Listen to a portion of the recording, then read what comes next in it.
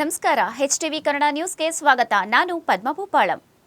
CM Siddaramaiah ಅವರು ಕಾಂಗ್ರೆಸ್ ಶಾಸಕರ ಜೊತೆ ಸಭೆ ನಡೆಸುತ್ತಿರುವ ಕುರಿತು ಡಿಸಿಎಂ ಜಿ ಪರಮೇಶ್ವರ್ ಪ್ರತಿಕ್ರಿಯಿಸಿದ್ದಾರೆ. ಶಾಸಕರು ಹಲವು ದಿನಗಳಿಂದ ಸಮಯ ಕೇಳುತ್ತಿದ್ದ ಹಿನ್ನೆಲೆಯಲ್ಲಿ ಬೆಂಗಳೂರಿಗೆ ಬರುವ ಬದಲು ಕ್ಷೇತ್ರಗಳಿಗೆ ತೆರಳಿ ಕೆಲಸ ಮಾಡುವಂತೆ ಸಿಎಂ ಸೂಚಿಸಿದ್ದರು. ಶಾಸಕರ ಸಮಸ್ಯೆಗಳನ್ನು ಸಚಿವರು ಹಾಗೂ ಅಧಿಕಾರಿಗಳ ಜೊತೆ ಚರ್ಚಿಸಿ ಬಗೆಹರಿಸುವ ಭರವಸೆಯನ್ನು ನೀಡಿದ್ದಾರೆ. ಆಡಳಿತ ಪಕ್ಷದ ಶಾಸಕರಿಗೆ ತಮ್ಮ ಕ್ಷೇತ್ರಗಳ ಅಭಿವೃದ್ಧಿ ಬಗ್ಗೆ ಹೆಚ್ಚಿನ ನಿರೀಕ್ಷೆ ಇರುತ್ತದೆ. ಇದೇ ಕಾರಣಕ್ಕೆ ಸಭೆ ನಡೆಸಲಾಗುತ್ತಿದೆ ಎಂದು ಪರಮೇಶ್ವರ್ ಹೇಳಿದ್ದಾರೆ. ಇನ್ನು ಸಚಿವರಿಗೆ ಹೆಚ್ಚುವರಿ ಜವಾಬ್ದಾರಿ ನೀಡುವುದು ಸಾಮಾನ್ಯ. ಪಕ್ಷದ ಕೆಲಸದ ಜೊತೆಗೆ ಸರ್ಕಾರ ಹಾಗೂ ಜನರ ಕೆಲಸವನ್ನು ಸಚಿವರು ಮಾಡಬೇಕು ಎಂದು ತಿಳಿಸಿದ್ದಾರೆ. ಅನೇಕ ಶಾಸಕರುಗಳು ಪ್ರತಿನಿತ್ಯ ಬಂದು ಮುಖ್ಯಮಂತ್ರಿಗಳನ್ನು ಭೇಟಿ ಮಾಡೋದಕ್ಕೆ ಪ್ರಯತ್ನ ಮಾಡ್ತಾ ಇದ್ರು. ಅದಕ್ಕೆ ಮುಖ್ಯಮಂತ್ರಿಗಳು ಇಲ್ಲಪ್ಪ, ನೀವು ಬಂದು ಇಲ್ಲಿ ನನ್ನನ್ನು ಕಾಯ್ಕೊಂಡು ಇದು ಮಾಡುವ ಸಮಯ ವ್ಯರ್ಥ ಮಾಡ್ಕೊಳ್ಳೋದು ಬೇಡ, ಕ್ಷೇತ್ರಗಳಲ್ಲಿ ಹೋಗಿ ಕೆಲಸ ಮಾಡ್ಕೊಳ್ಳಿ, ನಾವು ಕಾರ್ಯಕ್ರಮಗಳನ್ನೆಲ್ಲ ಕೊಟ್ಟಿದ್ದೇವೆ, ಅದರಿಂದ ನಾನೇ ನಿಮಗೆ ಅವಕಾಶ ಕೊಡ್ತೇನೆ, ನಿಮ್ಮದು ಏನೇನು ಸಮಸ್ಯೆಗಳಿದೆ ಅದನ್ನೆಲ್ಲ ನಾವು ಮಂತ್ರಿಗಳನ್ನೂ ಕರಿತೇನೆ, ಮುಖ್ಯವಾದಂಥ ಇಲಾಖೆಗಳನ್ನ ಮಂತ್ರಿಗಳನ್ನೂ ಕರಿತೇನೆ, ಬಂದು ನೀವು ನಿಮಗೇನು ಕೆಲಸ ಆಗಬೇಕು ಅಥವಾ ನಿಮ್ಮ ಸಮಸ್ಯೆ ಏನಿದೆ ಅದನ್ನು ಚರ್ಚೆ ಮಾಡಿ ಅದನ್ನು ಬಗೆಹರಿಸ್ಕೊಡ್ತೀನಿ ಅಂಥೇಳಿ ನಾಳೆಗೆ ಅಂತ ಇತ್ತು, ಅದು ನಿನ್ನೆ ಅಡ್ಜರ್ನ್ ಆಯ್ತಲ್ಲ, ಹಾಗಾಗಿ ಇವತ್ತೇ ಮಾಡೋಣ ಅಂಥೇಳಿ ಕರೆದಿದ್ದಾರೆ. ನಾವೆಲ್ಲರೂ ಕೂಡ ಬೆಳಗ್ಗಿಂದ ಸಾಯಂಕಾಲವರೆಗೂ ಇವತ್ತು ಬ್ಯಾಚ್ ಬೈ ಬ್ಯಾಚು 3 ಜಿಲ್ಲೆ ಅಥವಾ 4 ಜಿಲ್ಲೆ ಆ ಥರ ಏನೋ ಒಂದು ಅರೇಂಜ್ಮೆಂಟ್ ಮಾಡಿದ್ದಾರೆ. ಅವ್ರ ಸಮಸ್ಯೆಗಳನ್ನೆಲ್ಲ ಕೇಳಿ ಉತ್ತರ ಕೊಡ್ತಾರೆ. ಬರದ ಬಗ್ಗೆ ಇಂದು ಚರ್ಚೆ ನಡೆಸಲಾಗುವುದು ಎಂದು ಡಿಸಿಎಂ ಜಿ ಪರಮೇಶ್ವರ್ ತಿಳಿಸಿದ್ದಾರೆ. ಕೇಂದ್ರದ ಮಾರ್ಗಸೂಚಿಗಳ ಪ್ರಕಾರ 102 ತಾಲೂಕುಗಳಲ್ಲಿ ಬರದ ಮಾನದಂಡಗಳು ಅನ್ವಯವಾಗಿವೆ. ಈ ಬಗ್ಗೆ ಕ್ಯಾಬಿನೆಟ್ನಲ್ಲಿ ವಾಸ್ತವಾಂಶ ಮಂಡಿಸಿ ನಿಯಮಗಳಂತೆ ಬರಪೀಡಿತ ತಾಲೂಕುಗಳನ್ನು ಘೋಷಿಸಲಾಗುವುದು. ಇದೇ ತಿಂಗಳ ಅಂತ್ಯದಲ್ಲಿ ಕೇಂದ್ರಕ್ಕೆ ಬರುವ ಮೆಮೊರೆಂಡಂ ಸಲ್ಲಿಸುವುದಾಗಿ ಹೇಳಿದ್ದಾರೆ. ಇನ್ನು ಹನೂರು ಪ್ರಕರಣವನ್ನು ಸಿಐಡಿಗೆ ಹಸ್ತಾಂತರಿಸುವುದು ಸಾಮಾನ್ಯ ಪ್ರಕ್ರಿಯೆ. ಸರ್ಕಾರಕ್ಕೆ ಅನುಮಾನ ಬಂದಾಗ ಇಂತಹ ಪ್ರಕರಣಗಳನ್ನು ಸಿಐಡಿಗೆ ನೀಡಲಾಗುತ್ತದೆ ಎಂದಿದ್ದಾರೆ. ಕುಮಾರಸ್ವಾಮಿ ವಿರುದ್ಧದ ಫೋನ್ ಟ್ಯಾಪಿಂಗ್ ಆರೋಪದ ಬಗ್ಗೆ ನನಗೆ ಮಾಹಿತಿ ಇಲ್ಲ, ನಾನು ಗೃಹ ಸಚಿವನಲ್ಲ ಎಂದು ಪರಮೇಶ್ವರ್ ಸ್ಪಷ್ಟಪಡಿಸಿದ್ದಾರೆ. ನಿನ್ನೆ ನಾನು ಒಂದು ಹೇಳಿಕೆ ಕೊಟ್ಟಿದ್ದೇನೆ, ನಾವು ಅವರದ್ದು ಮಾನದಂಡಗಳಿದೆ, 2020 ಅವರೊಂದಷ್ಟು ಗೈಡ್ಲೈನ್ಸ್ ಮಾಡಿದ್ದಾರೆ. ಆ ಗೈಡ್ಲೈನ್ಸಿನ ಒಳಗಡೆ ಬಂದರೆ ಮಾತ್ರ ನಾವು ಡಿಕ್ಲೇರ್ ಮಾಡ್ಬೋದು ಬರಪೀಡಿತ ಪ್ರದೇಶ ಅಂತ ಹೇಳಿ. ಈಗ 102 ಕ್ಷೇತ್ರದಲ್ಲಿ ಆ ರೀತಿ ಬಂದಿದೆ ಗೈಡ್ಲೈನ್ಸಿಗೆ ಸರಿಯಾಗಿ. ಅದನ್ನು ನಾವು ನಾಳೆ ಕ್ಯಾಬಿನೆಟಲ್ಲಿ ಗ್ರೌಂಡ್ ಟ್ರೂತಿಂಗ್ ಅಂತ ಮಾಡಿಸಿದ್ದೀವಿ. ಅದನ್ನು ಅಂದರೆ ವಸ್ತುಸ್ಥಿತಿ ಅಂತ, ಅದನ್ನು ನಾವು ಕ್ಯಾಬಿನೆಟಲ್ಲಿಟ್ಟು ಪ್ರಕಟಣೆ ಮಾಡ್ತೀವಿ. ಪ್ರತಿ ವಾರನೂ ರಿವ್ಯೂ ಮಾಡ್ಕೊಳ್ತೀವಿ. ಸಪೋಸ್ ಯಾವುದೋ ಒಂದು ಈಗ ಬಿಟ್ಟೋಗಿದೆ ಅಂದ್ಕೊಳ್ಳಿ, ನೆಕ್ಸ್ಟ್ ವೀಕ್ ಮತ್ತೆ ರಿವ್ಯೂ ಮಾಡ್ತೀವಿ, ಅದ್ರ ನೆಕ್ಸ್ಟ್ ವೀಕ್ ರಿವ್ಯೂ ಮಾಡ್ತೀವಿ. ಇದು ಆ ಪ್ಯಾರಾಮೀಟರ್ಸಿಗೆ ಬಂದಂಗೆಲ್ಲ ನಾವು ಡಿಕ್ಲೇರ್ ಮಾಡ್ತಾ ಹೋಗ್ತೀವಿ. ಎಂಡ್ ಆಫ್ ದಿ ಮಂತ್, ಈ ತಿಂಗಳ ಕೊನೆಯಲ್ಲಿ ಮೆಮೊರೆಂಡಮ್ ಅನ್ನು ಸಬ್ಮಿಟ್ ಮಾಡ್ತೀವಿ ಕೇಂದ್ರಕ್ಕೆ. ಸಂಬಂಧಪಟ್ಟಂತೆ ಸಿಬಿಐ ನೋಟ್ ಸಿಕ್ಕಿದೆ ಸರ್, CS ಬರ್ತಿದ್ದು. ಆವಾಗ ಕುಮಾರಸ್ವಾಮಿ ಒಂದಿಷ್ಟು ಜನ ಫೇಕ್ FIR ಹಾಕಿ ಈತ ಟೆಲಿಫೋನ್ ಕದ್ದಾಲಿಕೆ ಮಾಡಿದ್ರು ಅಂತೇಳಿ ಅದು ನೋಟಲ್ಲಿ ಇದೆ ಸರ್. ORTV ಬಗ್ಗೆ ಸುದ್ದಿ ಮಾಡಿ. ನನಗೆ ಅದ್ರ ಬಗ್ಗೆ ಮಾಹಿತಿ ಇಲ್ಲ. ಈಗ ನಾನು ಹೋಮ್ ಮಿನಿಸ್ಟ್ರಿ ಇಲ್ವಲ್ಲ, ಹಾಗಾಗಿ ನನಗೆ ಅದ್ರ ಬಗ್ಗೆ ಮಾಹಿತಿ ಇಲ್ಲ. ಕುಮಾರಸ್ವಾಮಿ ವಿರುದ್ಧ ಆರೋಪ ಬಂದಿದೆ ಸರ್. ಇವತ್ತು ಹನೂರು ಕೇಸ್ ಸಂಬಂಧಪಟ್ಟಂತೆ CIDಗೆ ಒಪ್ಪಿಸಿದ್ದಾರೆ ಸರ್ ಕೇಸ್ ಅಲ್ಲ, ಅದು ರೆಗ್ಯುಲರ್ ಆಗಿ ನಾವು ಇಂಥದ್ದು ಘಟನೆಗಳಾದಾಗ ನಮಗೆ ಸರ್ಕಾರಕ್ಕೆ ಯಾವುದಾದ್ರೂ ಒಂದು ರೀತಿಯಲ್ಲಿ ಅನುಮಾನಗಳು, ಡೌಟ್ಗಳು ಬಂದಾಗ ಅದನ್ನು CID ಕೊಡ್ತೇವೆ. ಅದೇ ರೀತಿಯಲ್ಲಿ ಮಾಡಿದ್ದಾರೆ, ಅದರಲ್ಲೇನು ಹೊಸದೇನಿಲ್ಲ. ರಾಯಚೂರಿನಿಂದ ಬಳ್ಳಾರಿವರೆಗೆ ಬಿಜೆಪಿ ನೇತೃತ್ವದಲ್ಲಿ 10 ದಿನಗಳ ಪಾದಯಾತ್ರೆ ಹಮ್ಮಿಕೊಳ್ಳಲಾಗಿದೆ. ಸೆಪ್ಟೆಂಬರ್ 1ರಿಂದ 10ರವರೆಗೆ ನಡೆಯಲಿರುವ ಪಾದಯಾತ್ರೆ ರಾಯಚೂರಿನ ಗುರುಗುಂಟದಿಂದ ಆರಂಭವಾಗಿ ಲಿಂಗಸೂರು, ಮಸ್ಕಿ, ಸಿಂಧನೂರು, ಸಿರಗುಪ್ಪ, ಟೆಕ್ಕಲಕೋಟೆ, ಸಿಂದಗೇರಿ ಮಾರ್ಗವಾಗಿ ಬಳ್ಳಾರಿ ತಲುಪಲಿದೆ. ಒಟ್ಟು 170 ಕಿಲೋಮೀಟರ್ ಪಾದಯಾತ್ರೆ ಇದಾಗಿದ್ದು, ಕೇಂದ್ರ ಸಚಿವ ಪ್ರಹ್ಲಾದ್ ಜೋಶಿ ಉದ್ಘಾಟನೆಗೆ ಚಾಲನೆ ನೀಡಲಿದ್ದಾರೆ. ಸಮಾರೋಪ ಸಮಾರಂಭದಲ್ಲಿ ಹಲವು ಕೇಂದ್ರ ಸಚಿವರು ಭಾಗಿಯಾಗಲಿದ್ದಾರೆ ಎಂದು ಬಿಜೆಪಿ ರಾಜ್ಯಾಧ್ಯಕ್ಷ ವಿಜಯೇಂದ್ರ ತಿಳಿಸಿದ್ದಾರೆ. ಇನ್ನು ಪಾದಯಾತ್ರೆಗೆ ಜೆಡಿಎಸ್ ಬೆಂಬಲವೂ ಇರಲಿದ್ದು, ಮಾಜಿ ಮುಖ್ಯಮಂತ್ರಿ HD ಕುಮಾರಸ್ವಾಮಿ ಅವರೊಂದಿಗೆ ಮಾತುಕತೆ ನಡೆಸಲಾಗಿದೆ.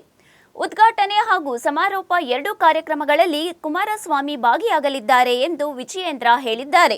ರಾಜ್ಯ ಸರ್ಕಾರದ ವಿರುದ್ಧದ ಆರೋಪಗಳನ್ನು ಜನರ ಮುಂದೆ ಬಯಲಿಗೆಳೆಯುವುದು ಈ ಪಾದಯಾತ್ರೆಯ ಪ್ರಮುಖ ಉದ್ದೇಶ ಎಂದು ವಿಜಯೇಂದ್ರ ತಿಳಿಸಿದ್ದಾರೆ. ರಾಯಚೂರು ಜಿಲ್ಲೆಯಿಂದ ಪ್ರಾರಂಭ ಆಗ್ತಕ್ಕಂಥ ನಮ್ಮ ಈ ಪಾದಯಾತ್ರೆ ಬಳ್ಳಾರಿನಲ್ಲಿ ಸಮಾರೋಪ ಆಗ್ತದೆ. ಸುಮಾರು 190ರಿಂದ 200 ಕಿಲೋಮೀಟರ್ ಅಷ್ಟು ಪಾದಯಾತ್ರೆ ಇದಾಗ್ತದೆ.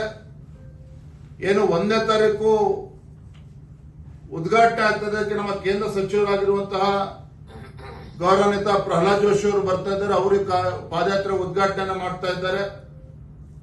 ಸಮಾರೋಪಕ್ಕೆ ಕೇಂದ್ರ ಸಚಿವರುಗಳು ಕೂಡ ಬರ್ತಾರೆ. ಅದೇ ರೀತಿ ನಿನ್ನೆ ದಿನ ನಾನು ವಿಪಕ್ಷ ನಾಯಕರು ಮಾನ್ಯ ಎಚ್ ಡಿ ಕುಮಾರಸ್ವಾಮಿ ಅವರು ಕೂಡ ಮಾತನಾಡಿದ್ದೇವೆ. ಅವರು ಕೂಡ ಸಮಾರೋಪಕ್ಕೆ ನಾವು ಬರ್ತೇನೆ ಅಂತೇಳಿ ಅವರು ಕೂಡ ಭರವಸೆ ನೀಡಿದ್ದಾರೆ.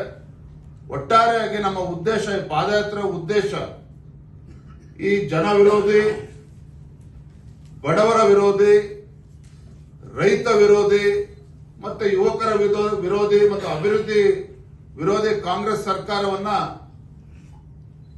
ಇವರ ಬಣ್ಣವನ್ನ ಬಯಲಿಗೆ ಎಳಿಬೇಕು. ರಾಜ್ಯದ ಜನರಲ್ಲಿ ಜಾಗೃತಿಯನ್ನು ಮೂಡಿಸಬೇಕು. ಭ್ರಷ್ಟ ಸಚಿವರನ್ನ ಕೈ ಬಿಡಬೇಕು. ಎಲ್ಲ ವಿಚಾರಗಳನ್ನು ತೆಗೆದುಕೊಂಡು ನಾವು ಸೆಪ್ಟೆಂಬರ್ 1ನೇ ತಾರೀಕಿಂದ 10 ದಿನಗಳ ಕಾಲ ಪಾದಯಾತ್ರೆಯನ್ನ ಮಾಡಬೇಕು ಅಂತ ಈಗಾಗಲೇ ನಿರ್ಧಾರವನ್ನು ಮಾಡಿದ್ದೇವೆ. ಕಾವೇರಿ ನೀರು ನಿರ್ವಹಣಾ ಪ್ರಾಧಿಕಾರದಿಂದ ಕರ್ನಾಟಕಕ್ಕೆ ಮತ್ತೆ ಶಾಕ್ ಎದುರಾಗಿದೆ. ನಿನ್ನೆ ಕಾವೇರಿ ನೀರು ನಿಯಂತ್ರಣ ಸಮಿತಿ ನೀಡಿದ್ದ ಶಿಫಾರಸನ್ನೇ ಸಿಡಬ್ಲ್ಯೂಎಂಎ ಎತ್ತಿ ಹಿಡಿದಿದ್ದು ತಮಿಳುನಾಡಿಗೆ ನೀರು ಹರಿಸುವಂತೆ ಸೂಚನೆ ನೀಡಿದೆ.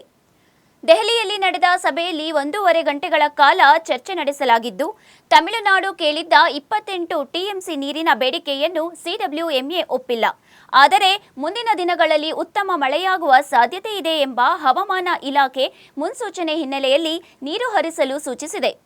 ಇನ್ನು ಕಾನೂನು ಹೋರಾಟದ ಬಗ್ಗೆ ಕಾನೂನು ತಂಡ ನಿರ್ಧಾರ ಕೈಗೊಳ್ಳಲಿದೆ ಎಂದು ಎಸಿಎಸ್ ಗೌರವ್ ಗುಪ್ತಾ ತಿಳಿಸಿದ್ದಾರೆ. ಇಂದಿನ ಬೆಳವಣಿಗೆಯನ್ನು ಮುಖ್ಯಮಂತ್ರಿ ಸಿದ್ದರಾಮಯ್ಯ ಅವರ ಗಮನಕ್ಕೆ ತರುವುದಾಗಿ ಹೇಳಿದ್ದಾರೆ. 6,000 ಕ್ಯೂಸೆಕ್ಸ್ ಅಥವಾ ಅದಕ್ಕಿಂತಲೂ ಕಡಿಮೆ ಮಾಡಬೇಕು ಅಂತ ಹೇಳಿ ನಾವು ಹೇಳಿದ್ದೀವಿ. ಅವರಲ್ಲಿ ಬಹಳಷ್ಟು ವಿಷಯಗಳ ಬಗ್ಗೆ ಆಲೋಚನೆ ಮಾಡಿದ್ದಾರೆ. ತಮಿಳುನಾಡು ಟೀಮ್ನವರು 28 ಟಿಎಂಸಿ ತನಕ ನಮಗೆ ಬಿಡುಗಡೆ ಮಾಡಬೇಕು ಅಂತ ಹೇಳಿ ಅವರು ಮಂಡನೆ ಮಾಡಿದ್ದಾರೆ. ಅಂದರೆ 11.5 ಟಿಎಂಸಿ ಬಿಡುಗಡೆ ಮಾಡುವಂಥ ಆದೇಶ ಆಗಿದೆ. ಆಮೇಲೆ 28 ಟಿಎಂಸಿಯನ್ನು ಬಿಡುಗಡೆ ಮಾಡಬೇಕು ಅಂತ ಹೇಳಿ ಅವರು ತಮ್ಮ ವಾದವನ್ನು ಮಂಡನೆ ಮಾಡ್ತಾರೆ. ಕೊನೆಯದಾಗಿ ಎಲ್ಲ ಚರ್ಚೆ ಆದ ನಂತರ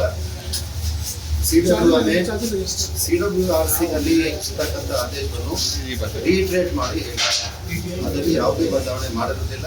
ಅದನ್ನು ಆ ಪರಿಸ್ಥಿತಿಯನ್ನು ಪುನಃ ಅವರು ಚರ್ಚೆ ಮಾಡ್ತಾರೆ, ಅವಲೋಕನೆ ಮಾಡಿಕೊಂಡು ತದನಂತರ ಮುಂದಿನ ದಿನಗಳಲ್ಲಿ ಬದಲಾವಣೆ ಮಾಡ್ತಕ್ಕಂಥದ್ದು ಅವಶ್ಯಕತೆ ಇರಲಿ. ಅದನ್ನು ಇನ್ನು ಆದ ನಂತರ ಇನ್ನೊಮ್ಮೆ ಮೀಟಿಂಗ್ ನಡೆಸಿ ಅದರಲ್ಲಿ ಬೆಂಗಳೂರಿನಲ್ಲಿ ಮಲ್ಲೇಶ್ವರಂ ಶಾಸಕ ಡಾಕ್ಟರ್ ಅಶ್ವಥ್ ನಾರಾಯಣ್ ರಾಜ್ಯ ಸರ್ಕಾರದ ವಿರುದ್ಧ ವಾಗ್ದಾಳಿ ನಡೆಸಿದ್ದಾರೆ. ಉದ್ಯಾನವನ ಸಂರಕ್ಷಣೆ ತಿದ್ದುಪಡಿ ವಿಧೇಯಕವನ್ನು ಸರ್ಕಾರ ಕೂಡಲೇ ವಾಪಸ್ ಪಡೆಯಬೇಕು. ಇದು ಜನವಿರೋಧಿ ವಿಧೇಯಕವಾಗಿದ್ದು ಕಾನೂನಿನ ಹೆಸರಿನಲ್ಲಿ ಅಧಿಕಾರ ದುರ್ಬಳಕೆಯಾಗುವ ಸಾಧ್ಯತೆ ಇದೆ ಎಂದು ಆರೋಪಿಸಿದ್ದಾರೆ. ಕಾರ್ ಪಾರ್ಕಿಂಗ್ ಫೀ ವಿಚಾರದಲ್ಲಿ ವಿರೋಧ ವ್ಯಕ್ತಪಡಿಸುವ ಸಚಿವ ರಾಮಲಿಂಗಾರೆಡ್ಡಿ ವಿದ್ಯುತ್ ದರ 80% ಹಾಗೂ ನೀರಿನ ದರ 60% ಏರಿಕೆಯಾಗಿರುವುದರ ಬಗ್ಗೆಯೂ ಮಾತನಾಡಲಿ ಎಂದು ಆಗ್ರಹಿಸಿದ್ದಾರೆ. ಕಸ ವಿಲೇವಾರಿ ಗುತ್ತಿಗೆಯಲ್ಲಿ ಹಗಲು ದರೋಡೆ ನಡೆಯುತ್ತಿದೆ ಎಂದು ಆರೋಪಿಸಿ ಸರ್ಕಾರ ಜವಾಬ್ದಾರಿಯುತವಾಗಿ ಆಡಳಿತ ನಡೆಸಬೇಕು ಎಂದಿದ್ದಾರೆ. ಇನ್ನು ಎಸ್ಐಆರ್ನಲ್ಲಿ 1,07,00,000 ಮತದಾರರನ್ನು ಕೈಬಿಟ್ಟಿರುವ ವಿಚಾರ ಪ್ರಸ್ತಾಪಿಸಿದ ಅಶ್ವಥ್ ನಾರಾಯಣ ಮತದಾರರ ಪಟ್ಟಿ ಶುದ್ಧೀಕರಣ ಅಗತ್ಯವಿದ್ದರೂ ಹಲವು ಸವಾಲುಗಳಿವೆ ಎಂದಿದ್ದಾರೆ. ಸಿದ್ದರಾಮಯ್ಯ ಅವರನ್ನು ಕಾಂಗ್ರೆಸ್ನಲ್ಲಿ ಕಡೆಗಣಿಸಲಾಗುತ್ತಿದೆಯೇ ಎಂಬ ಪ್ರಶ್ನೆಗೆ ಸಿದ್ದರಾಮಯ್ಯ ಸಕ್ರಿಯ ರಾಜಕಾರಣಿ, ಅವರ ಅನುಭವವನ್ನು ಸರ್ಕಾರ ಮತ್ತು ಸಮಾಜಕ್ಕೆ ಬಳಸಿಕೊಳ್ಳಬೇಕು ಎಂದು ಅಶ್ವಥ್ ನಾರಾಯಣ್ ಹೇಳಿದ್ದಾರೆ. ಕಾಂಗ್ರೆಸ್ ಸರ್ಕಾರ ಪಾರ್ಕ್ ಪ್ರಿಸರ್ವೇಷನ್ ಆ್ಯಕ್ಟ್ಗೆ ಏನು ತಿದ್ದುಪಡಿಯನ್ನು ತಂದಿದ್ದಾರೆ, ಅದು ಜನರ ಹಿತಕ್ಕೆ ವಿರುದ್ಧವಾಗಿದೆ. ಅದು ದುರುದ್ದೇಶದಿಂದ ಕೂಡಿದೆ. ಅಭಿವೃದ್ಧಿಯ ಹೆಸರಿನಲ್ಲಿ ಕಾನೂನನ್ನ ದುರ್ಬಳಕೆ ಆಗ್ತಿರುವಂಥದ್ದು. ಪಾರ್ಕ್ ಲಾಲ್ಬಾಗ್ ಅಂತ ಸ್ಥಳಗಳು ಮತ್ತು ಇತರ ಪಾರ್ಕ್ ಸ್ಥಳಗಳನ್ನು 5% ಕಮರ್ಷಿಯಲೈಸೇಷನ್ಗೆ ಗಿಫ್ಟ್ ಮಾಡ್ಬೋದು, ಕಮರ್ಷಿಯಲ್ಗೆ ಬಳಕೆ ಮಾಡ್ಬೋದು, ಕಟ್ಟಡ ಕಟ್ಬೋದು. ಅನ್ನೋದಕ್ಕೇನು ಬಳಕೆ ಆಗ್ತಿದೆ ಅದು ಸರಿಯಲ್ಲ, ಜನಹಿತಕ್ಕೆ ವಿರುದ್ಧವಾಗಿದೆ, ಪರಿಸರಕ್ಕೆ ವಿರುದ್ಧವಾಗಿದೆ. ಈ ರೀತಿ ಕಾಂಗ್ರೆಸ್ ಪಕ್ಷ ಸರ್ಕಾರ ಅಧಿಕಾರ ದುರ್ಬಳಕೆ ಮಾಡ್ತಿದ್ರೆ ಈ ತಕ್ಷಣ ಇದನ್ನು ಹಿಂದೆ ಪಡಿಬೇಕು. ಟನಲಿನ ಹೆಸರಿನಲ್ಲಿ ಈ ರೀತಿ ಸ್ಥಳ ದುರ್ಬಳಕೆ ಆಗ್ತಿರೋದು ಸರಿಯಲ್ಲ. ಇದು ನಿಜಕ್ಕೂ ತಲೆ ತಗ್ಗಿಸುವಂಥ ವಿಚಾರ. ಜನ ಆಶ್ಚರ್ಯ ಪಡ್ತಿದ್ದಾರೆ. ಯಾವ ಸರ್ಕಾರ ಜನಹಿತವನ್ನು ಕಾಪಾಡಬೇಕಿತ್ತೋ ಈ ಸರ್ಕಾರವೇ ಜನ ವಿರೋಧಿ ಆಗಿದೆ ಅನ್ನೋಂಥದ್ದನ್ನ ಇವತ್ತು ಇಡೀ ಜನಾಭಿಪ್ರಾಯ ಆಗಿದೆ ಅನ್ನೋಂಥದ್ದು ಬಹಳ ಸ್ಪಷ್ಟವಾಗಿ ಎದ್ದು ಕಾಣ್ತಿರುವಂಥದ್ದು. ಇದನ್ನು ನಾವು ಭಾರತೀಯ ಜನತಾ ಪಾರ್ಟಿ ವಿರೋಧಿಸಿ ಈಗಾಗಲೇ ಸ್ಪಷ್ಟ ಸಂದೇಶವನ್ನು ಕೊಟ್ಟಿದ್ದೀವಿ. ಈ ವಿಚಾರದಲ್ಲಿ ಈಗಾಗಲೇ ರಾಜ್ಯಪಾಲರಿಗೂ ಮೆಮೊರಂಡಮ್ ಕೊಡುವಂಥದ್ದು ಇವತ್ತು ರಾಜ್ಯಪಾಲರಿಗೆ ನಿನ್ನೆ ಮೆಮೊರಂಡಮ್ ಕೊಟ್ಟಿದ್ದೀವಿ. ಪ್ರಾಸಿಕ್ಯೂಷನ್ನ ನಾಗೇಂದ್ರ ಅವ್ರನ್ನ ಪ್ರಾಸಿಕ್ಯೂಷನ್ ಮಾಡಬೇಕು ಅಂತ ಮೆಮೊರಂಡಮ್ ಕೊಟ್ಟಿದ್ದು ಮತ್ತು ಏನು ಪಾರ್ಕ್ ಪ್ರಿಸರ್ವೇಷನ್ ಆ್ಯಕ್ಟ್ಗೆ ತಿದ್ದುಪಡಿ 5% ಸ್ಥಳ ಬಳಕೆಯನ್ನು ಮಾಡಲಿಕ್ಕೆ ಕಮರ್ಷಿಯಲೈಸ್ ಮಾಡಲಿಕ್ಕೆ ಏನು ಕಾಂಗ್ರೆಸ್ ಸರ್ಕಾರ ಹೊರಟಿದೆ ಅದನ್ನು ಸಹ ವಿರೋಧಿಸಿ ನಾವು ಅರ್ಜಿಯನ್ನು ಮೆಮೊರಂಡಮನ್ನು ರಾಜ್ಯಪಾಲರಿಗೆ ಕೊಡುವಂಥದ್ದಾಗಿದೆ. ಹುಬ್ಬಳ್ಳಿಯಲ್ಲಿ ಭವಾನಿ ಶಂಕರ್ ದೇವಸ್ಥಾನದ ಪುಷ್ಕರಣಿ ವಿವಾದ ಇದೀಗ ರಾಜಕೀಯ ತಿರುವು ಪಡೆದುಕೊಂಡಿದೆ. ಬಿಜೆಪಿ ಹಾಗೂ ಹಿಂದೂ ಸಂಘಟನೆಗಳ ವಿರುದ್ಧ ಕಾಂಗ್ರೆಸ್ ಮುಖಂಡರು ಆಕ್ರೋಶ ವ್ಯಕ್ತಪಡಿಸಿದ್ದಾರೆ. ಹುಬ್ಬಳ್ಳಿ ಇಂಡಿ ಪಾಮ್ ಸರ್ಕಲ್ನಲ್ಲಿ ರಸ್ತೆ ತಡೆ ನಡೆಸಿ ಪ್ರತಿಭಟನೆ ನಡೆಸಿದ ಕಾಂಗ್ರೆಸ್ ಮುಖಂಡರು ಬಿಜೆಪಿ ನಾಯಕರ ವಿರುದ್ಧ ಕಿಡಿಕಾರಿದ್ದಾರೆ. ಹುಬ್ಬಳ್ಳಿ ಸೆಂಟ್ರಲ್ ಕ್ಷೇತ್ರದ ಕಾಂಗ್ರೆಸ್ ಮುಖಂಡರ ರಜತ ಉಳ್ಳಾಗಡ್ಡಿ ಮಠ ನೇತೃತ್ವದಲ್ಲಿ ನಡೆದ ಪ್ರತಿಭಟನೆಯಲ್ಲಿ ಕೇಂದ್ರ ಸಚಿವ ಪ್ರಹ್ಲಾದ್ ಜೋಶಿ, ವಿಪಕ್ಷ ಉಪನಾಯಕ ಅರವಿಂದ್ ಬೆಲ್ಲದ್, ಶಾಸಕ ಮಹೇಶ್ ತೆಂಗಿನಕಾಯಿ ಹಾಗೂ ಶ್ರೀರಾಮ ಸೇನಾ ಮುಖ್ಯಸ್ಥ ಪ್ರಮೋದ್ ಮುತಾಲಿಕ್ ವಿರುದ್ಧ ಆಕ್ರೋಶ ವ್ಯಕ್ತವಾಯಿತು. ಭವಾನಿ ಶಂಕರ್ ಪುಷ್ಕರಣಿ ವಿಚಾರವನ್ನು ಮುಂದಿಟ್ಟುಕೊಂಡು ಬಿಜೆಪಿ ಹಾಗೂ ಕೆಲ ಹಿಂದೂ ಸಂಘಟನೆಗಳ ಮುಖಂಡರು ಜಾತಿ ವಿಷ ಬೀಜ ಬಿತ್ತಿ ಅಶಾಂತಿ ಸೃಷ್ಟಿಸುತ್ತಿದ್ದಾರೆ ಎಂದು ಕಾಂಗ್ರೆಸ್ ಆರೋಪಿಸಿದೆ. ದೇವಸ್ಥಾನದ ಬಳಿ ನಡೆಯುತ್ತಿರುವ ಅಭಿವೃದ್ಧಿ ಕಾಮಗಾರಿಗಳನ್ನು ತಡೆಯಲು ಬಿಜೆಪಿ ನಾಯಕರು ಮುಂದಾಗಿದ್ದಾರೆ ಎಂದು ಆರೋಪಿಸಿದ ಪ್ರತಿಭಟನಾಕಾರರು ಕೂಡಲೇ ಬಿಜೆಪಿ ನಾಯಕರು ತಮ್ಮ ಸ್ಥಾನಗಳಿಗೆ ರಾಜೀನಾಮೆ ನೀಡಬೇಕು ಎಂದು ಆಗ್ರಹಿಸಿದರು. ಜೊತೆಗೆ ಪ್ರಮೋದ್ ಮುತಾಲಿಕ್ ಅವರನ್ನು ಗಡೀಪಾರು ಮಾಡಬೇಕು ಎಂದು ಒತ್ತಾಯಿಸಿದರು. ಭವಾನಿ ಶಂಕರ್ ದೇವಸ್ಥಾನದ ಅಭಿವೃದ್ಧಿ ಕಾಮಗಾರಿಗಳು ಯಾವುದೇ ಕಾರಣಕ್ಕೂ ನಿಲ್ಲಬಾರದು ಎಂದು ಕಾಂಗ್ರೆಸ್ ಮುಖಂಡರು ಆಗ್ರಹಿಸಿದ್ದಾರೆ. ಅಭಿವೃದ್ಧಿ ವಿರೋಧಿಸುತ್ತಿರುವ ಭಾರತೀಯ ಜನತಾ ಪಕ್ಷಕ್ಕೆ, ಅಭಿವೃದ್ಧಿ ವಿರೋಧ ಪಡಿಸುತ್ತಿರುವಂತಹ ಭಾರತೀಯ ಜನತಾ ಪಕ್ಷಕ್ಕೆ, ಈ ಅಭಿವೃದ್ಧಿ ವಿರೋಧ ಪಡಿಸುತ್ತಿರುವಂತಹ ಶಾಸಕರ ಸಂಸದರ ರಾಜೀನಾಮೆ ಪಡೆಯಲೇಬೇಕು. ಪ್ರಹ್ಲಾದ್ ಜೋಶಿ ರಾಜೀನಾಮೆ ಕೊಡಲೇಬೇಕು. ಮಹೇಶ್ ತೆಂಗಿನಕಾಯಿ ರಾಜೀನಾಮೆ ಕೊಡಲೇಬೇಕು. ಅರವಿಂದ್ ಬೆಲ್ಲದ್ ರಾಜೀನಾಮೆ ಕೊಡಲೇಬೇಕು. ಅಭಿವೃದ್ಧಿ ವಿರೋಧ ಪಡಿಸುತ್ತಿರುವಂತಹ ಬಿಜೆಪಿಯ ಜನಪ್ರತಿನಿಧಿಗಳು ರಾಜೀನಾಮೆ ಕೊಡಲೇಬೇಕು. ಪ್ರಮೋದ್ ಮುತಾಲಿಕ್ ಗಡೀಪಾರ್ ಮಾಡಲೇಬೇಕು. ಅಶಾಂತಿ ಸೃಷ್ಟಿಸುತ್ತಿರುವ ಭಾರತೀಯ ಜನತಾ ಪಾರ್ಟಿಯ ಹೋರಾಟಗಾರರನ್ನ ಗಡೀಪಾರ್ ಮಾಡಲೇಬೇಕು. RSS ಏಜೆಂಟರನ್ನ ಒಳಗೆ ಹಾಕಬೇಕು. ಶಾಂತಿ ಭಂಗ ಮಾಡುತ್ತಿರುವ RSS ಹೋರಾಟಗಾರರನ್ನ ಬಂಧಿಸಬೇಕು. ಶಾಂತಿ ಪ್ರಿಯ ಹುಬ್ಬಳ್ಳಿಯನ್ನ ಹಾಳು ಮಾಡುತ್ತಿರುವ RSS ಬಿಜೆಪಿಯನ್ನ ಬಂಧಿಸಬೇಕು. ಶಿರ್ಕಪ್ಪನ ಹೊಟ್ಟ ಅಂತ ಹೇಳ್ತಿದ್ವಿ. ಇವತ್ತಲ್ಲಿ ತಾಯಿ ಗಾಳಿ ದುರ್ಗಮ್ಮನ ದೇವಸ್ಥಾನ, IT ಪಾರ್ಕ್, ಸ್ವಿಮ್ಮಿಂಗ್ ಪೂಲ್ ಕಟ್ಟಿದ್ದಾರೆ. ಕಾಲಕ್ರಮೇಣವಾಗಿ ಅರ್ಬನೈಸೇಷನ್ ಆಗ್ಬೇಕಾದ್ರೆ ಇವತ್ತಿಗೂ ಆ ಆಸ್ತಿ ಬ್ರಿಟಿಷರ ಕಾಲದಿಂದ ಹಿಡ್ಕೊಂಡು ಇವತ್ತವರೆಗೂ ಆ ಆಸ್ತಿ ಪಾಲಿಕೆ ಹೆಸರಿನಲ್ಲಿದೆ. ಯಾರ ಹೆಸರಲ್ಲಿದೆ ಆ ಆಸ್ತಿ? ಪಾಲಿಕೆ ಹೆಸರಲ್ಲಿ ಆ ಆಸ್ತಿ ಇದೆ.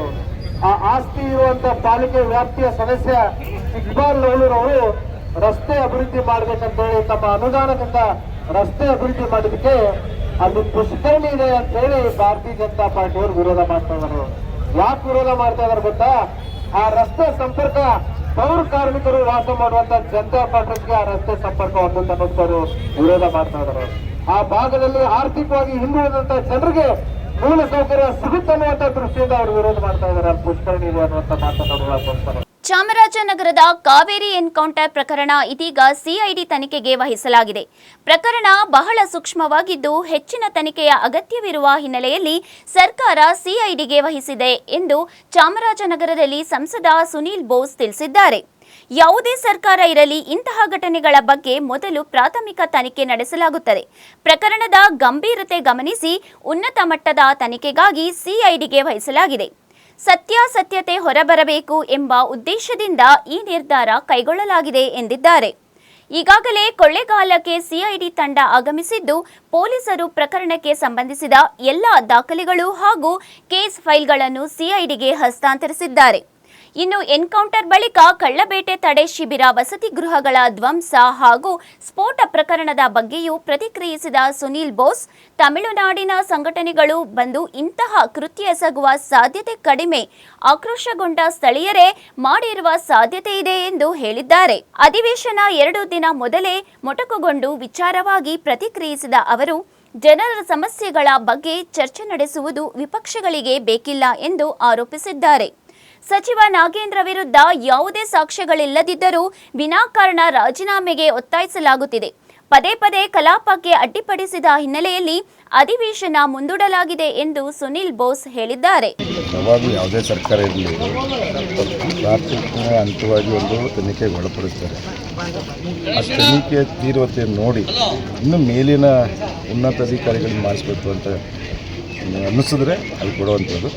ಅದನ್ನೇ CID ಕೊಟ್ಟಿದ್ದಾರೆ. ನಾನು ಕೂಡ ಮೊದಲಿನಿಂದ ಒತ್ತಾಯ ಮಾಡ್ತಿದ್ದಂಥದ್ದು ಸತ್ಯಾಸತ್ಯಗಳು ತಿಳಿದು ತಪ್ಪಿತಸ್ಥರಿಗೆ ಶಿಕ್ಷೆ ಆಗಬೇಕು ಅಂತ ಹೇಳ್ತಿದ್ದಂಥ CID ಕೊಟ್ಟಿದ್ದಾರೆ. ಈಗ ಘಟನೋತ್ತರವಾಗಿ ನಡೀತಿದ್ದ ಸ್ಫೋಟ ಮತ್ತು ಹಿಂಸಾಚಾರ ಅದು ತಮಿಳುನಾಡಿನ ಕೆಲವು ಸಂಘಟನೆಗಳು ಕೈವಾಡ ಇದೆ ಅಂತ ಅದು ತನಿಖೆ ಆಗಬೇಕು. ಈಗ ತಮಿಳುನಾಡಿಂದ ಬಂದು ಸಂಘಟನೆಗಳಿಲ್ಲಿ ಬಂದು ಮಾಡುವಂಥದ್ದು ಯಾರು ಧೈರ್ಯ ಮಾಡಲ್ಲ ಅಂತ ನನಗನ್ಸೋದು.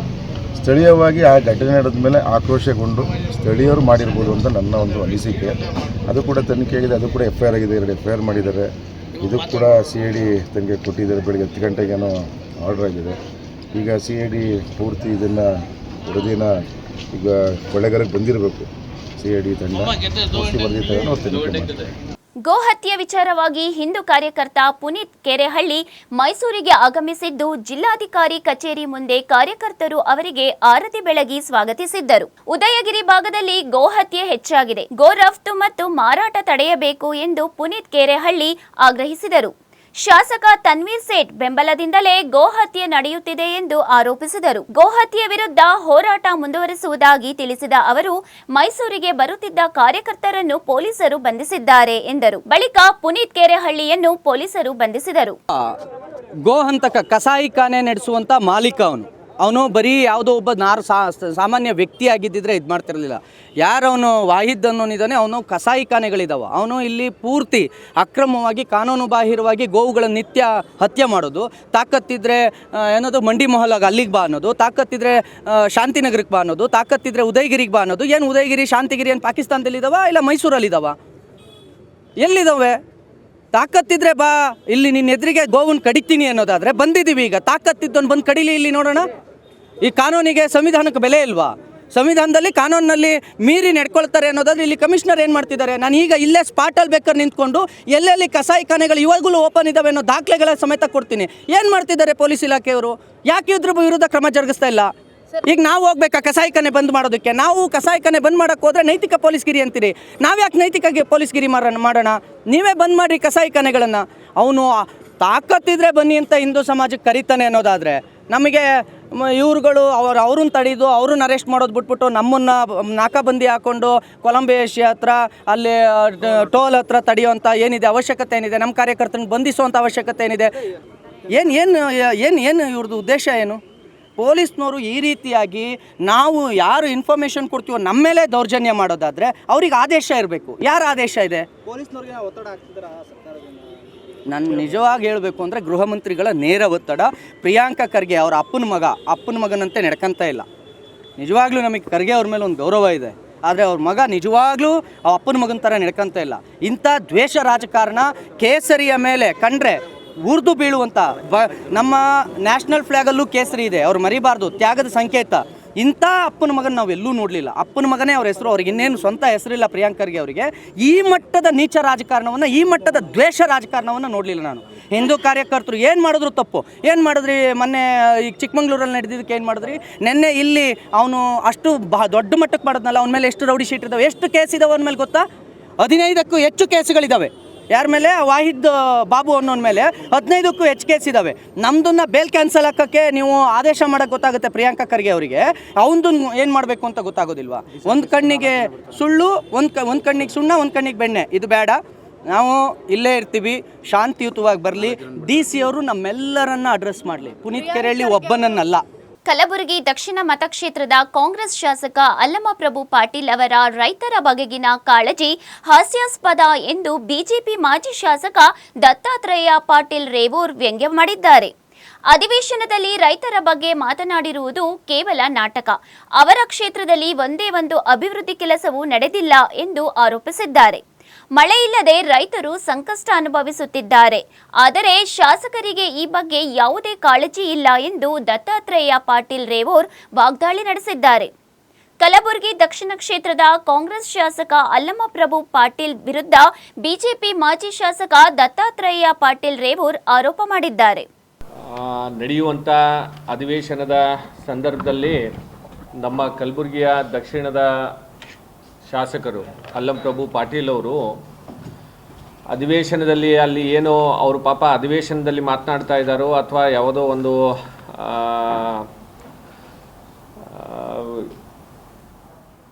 ರಂಗ ಭೂಮಿಯಲ್ಲಿ ಪಾತ್ರವನ್ನು ಮಾಡ್ತಾ ಇದ್ದಾರೋ ಅಂತ ಅನ್ನೋದನ್ನು ಅರ್ಥ ಆಗ್ತಾ ಇಲ್ಲ.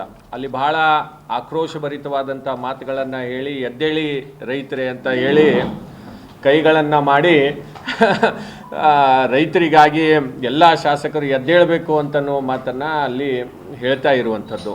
ನಾನು ಈ ಸಂದರ್ಭದಲ್ಲಿ ಅವರ ಗಮನಕ್ಕೆ ತರುವಂಥದ್ದು, ಮೊದಲು ತಮ್ಮ ಮತಕ್ಷೇತ್ರದಲ್ಲಿ ನಮ್ಮ ರೈತರಿಗೆ ಆಗ್ತಾ ಇರುವಂಥ ಅನ್ಯಾಯದ ಬಗ್ಗೆ ಇವತ್ತು ಅವರ ಗಮನಕ್ಕೆ ಇದೇನೋ ಇಲ್ಲೋ ಗೊತ್ತಿಲ್ಲ.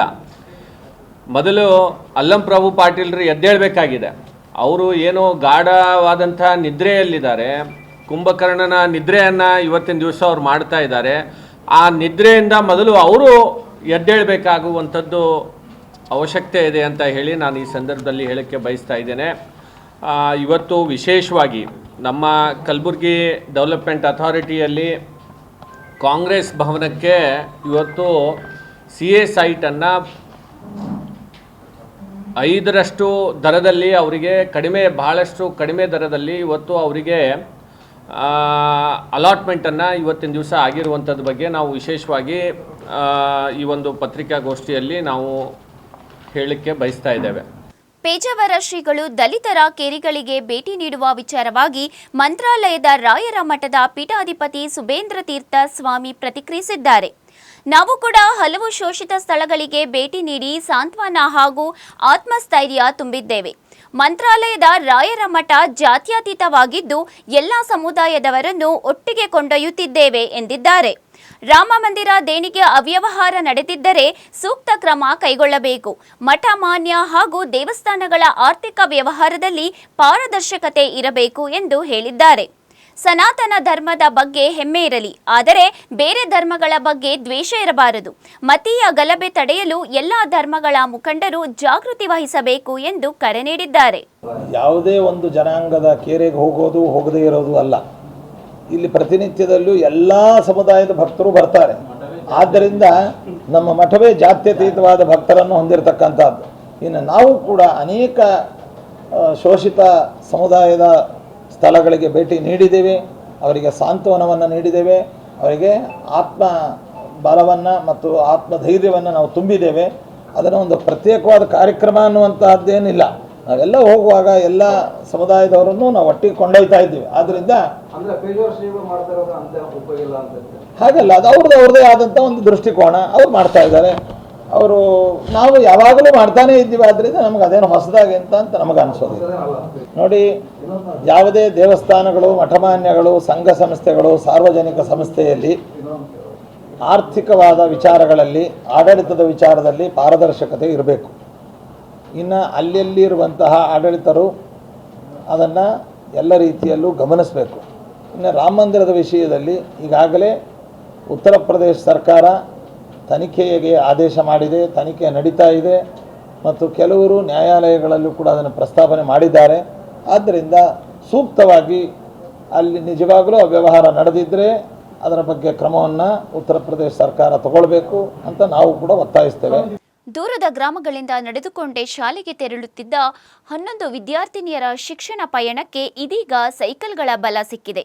ಹಂಜಳಗೆ ಕಾಳಿಂಗಪ್ಪ ವೇರ್ ಅಸೋಸಿಯೇಷನ್ ವತಿಯಿಂದ 11 ವಿದ್ಯಾರ್ಥಿನಿಯರಿಗೆ ಸೈಕಲ್ ವಿತರಿಸಲಾಯಿತು. ಜಿಲ್ಲಾಧಿಕಾರಿ ಕಚೇರಿ ಆವರಣದಲ್ಲಿ ನಡೆದ ಕಾರ್ಯಕ್ರಮದಲ್ಲಿ ಜಿಲ್ಲಾ ಪಂಚಾಯತ್ ಸಿಇಒ ಶುಭಂ ಶುಕ್ಲಾ ಸೈಕಲ್ ವಿತರಿಸಿದರು. ದೂರವು ಶಿಕ್ಷಣಕ್ಕೆ ಅಡ್ಡಿಯಾಗಬಾರದು. ವಿದ್ಯಾರ್ಥಿನಿಯರು ಸಮಯಕ್ಕೆ ಸರಿಯಾಗಿ ಶಾಲೆ ತಲುಪಿ ಕಲಿಕೆಯಲ್ಲಿ ಮುಂದುವರಿಯಲು ಈ ನೆರವು ಸಹಕಾರಿಯಾಗಲಿದೆ ಎಂದು ಶುಭಂ ಶುಕ್ಲಾ ಹೇಳಿದರು. ಗ್ರಾಮೀಣ ಮಕ್ಕಳ ಶಿಕ್ಷಣಕ್ಕೆ ಉತ್ತೇಜನ ನೀಡುವ ಉದ್ದೇಶದಿಂದ ಸಂಸ್ಥೆ ಕಳೆದ ವರ್ಷವೂ ಸೈಕಲ್ ವಿತರಿಸಿತ್ತು. ಸರ್ಕಾರಿ ಶಾಲೆಗಳ ಬಲವರ್ಧನೆಗಾಗಿ ಸಮಾಜಮುಖಿ ಕಾರ್ಯಗಳನ್ನು ಮುಂದುವರೆಸುವುದಾಗಿ ಸಂಸ್ಥೆ ತಿಳಿಸಿದೆ. ಎಲ್ಲರಿಗೂ ನಮಸ್ಕಾರ.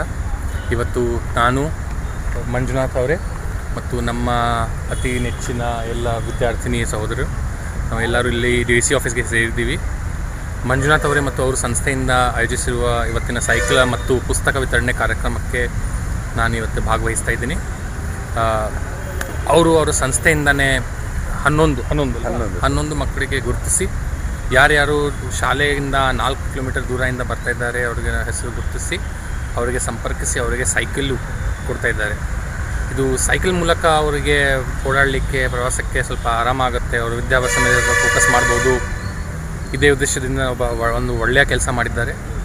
ಇದು ನಿಮ್ಮದು ಎರಡನೇ ವರ್ಷ ಸೈಕಲ್ ಕೊಡ್ತಾ ಇರೋದು ಎರಡನೇ ವರ್ಷ.